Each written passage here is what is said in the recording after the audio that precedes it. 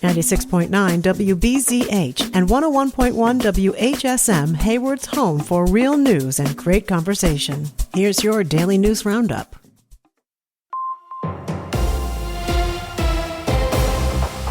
For WBZH and WHSM News, I'm Maddie Schaefer. More than 50 cyclists gathered in Hayward on Saturday as part of unity rides happening across the country in memory of Alex Preddy. Preddy was a 37-year-old ICU nurse who lived in the Minneapolis area and was active in the local cycling community. His death last month at the hands of federal immigration agents has sparked memorial rides nationwide. Riders met at New Moon Bike and Ski before heading to the Hayward Hospital trails on fat tire bikes to take part in the memorial ride. Among them was a local nurse, Susan Bauer. She wore a shirt that read, "United we stand, divided we fall," with the names Alex Preddy and Renee Good printed on it. I decided to ride because I stand in solidarity with the people of Minnesota and across the United States who are protesting against the overreach of our government and their activities, their immigration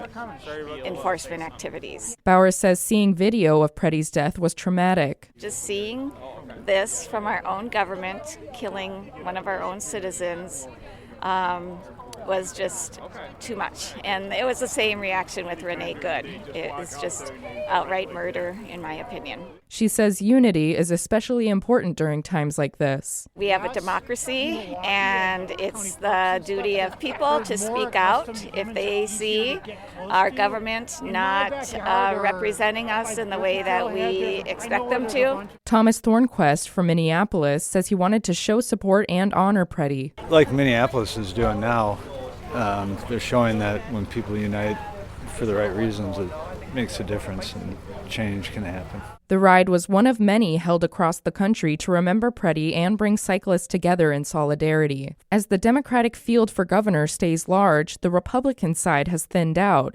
Lisa Hale explains why.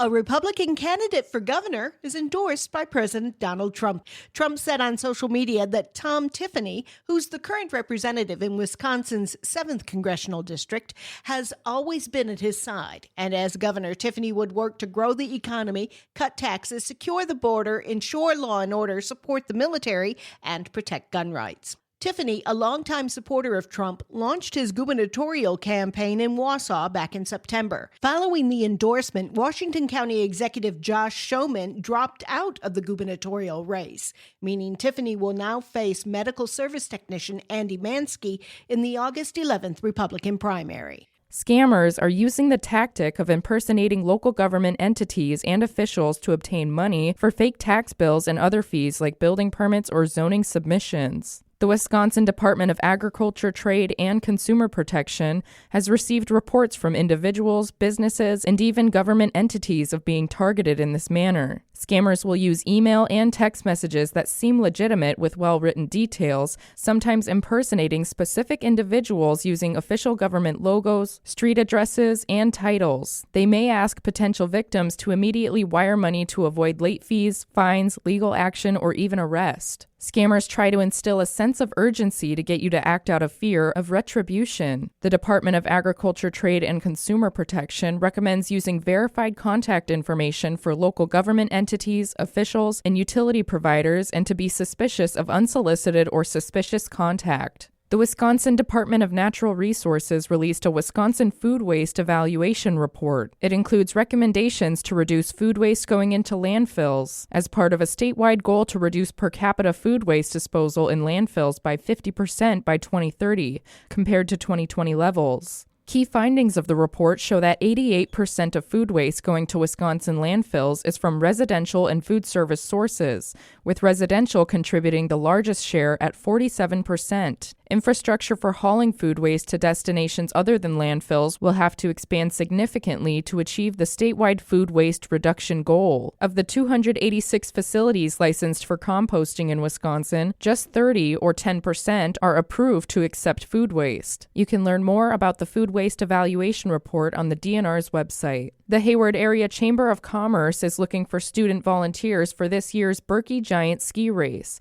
and it comes with a fundraising boost for local groups. Students will help carry the oversized giant skis from the finish line back to the start after each race. School teams, student clubs, nonprofit youth groups, and extracurricular organizations are all invited to take part. Volunteers are needed at 4:45 p.m. on February 19th. The race runs from 5 p.m. to about 7 p.m. Groups that participate will receive a donation to support their program. To sign up or get more information, email robyn@haywardareachamber.com.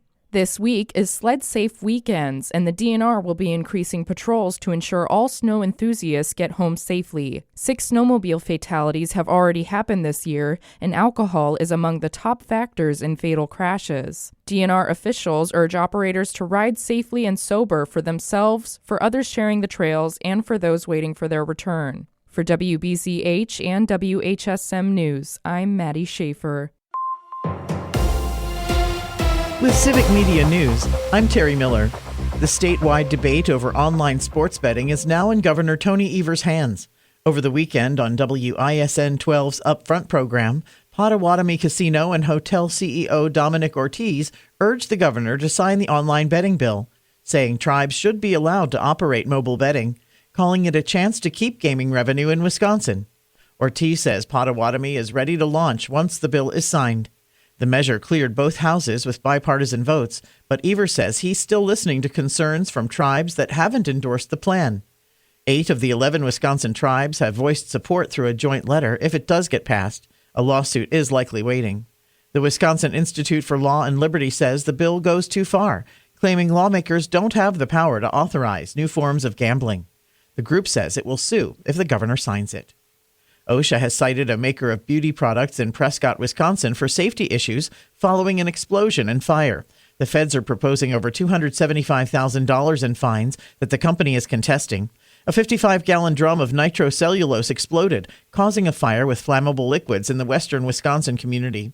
OSHA says they found no proper training for new hires on chemicals, respiratory protection, or medical checks.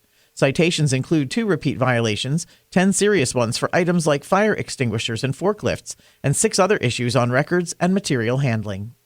And if you've ever heard of a scam targeting older people, there's a good chance it involved a crypto ATM.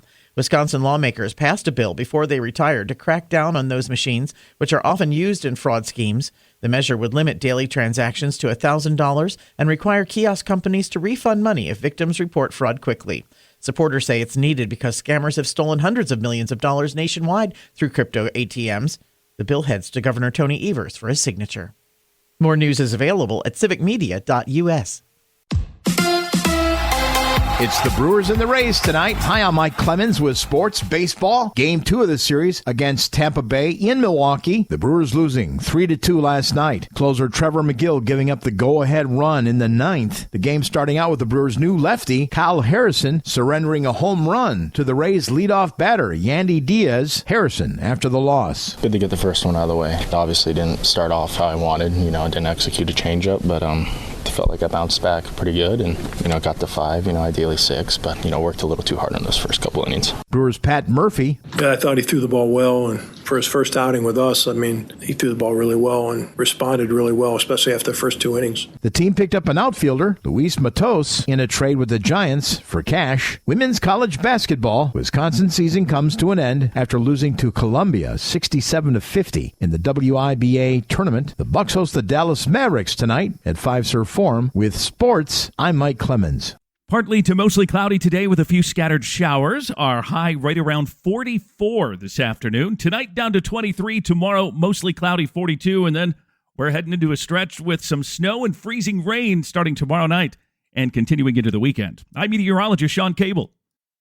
That's your Hayward News Roundup from WBZH and WHSM. Find more news anytime at wbzh.fm/news. Subscribe to this podcast on Spotify, Apple, or wherever you find your podcasts.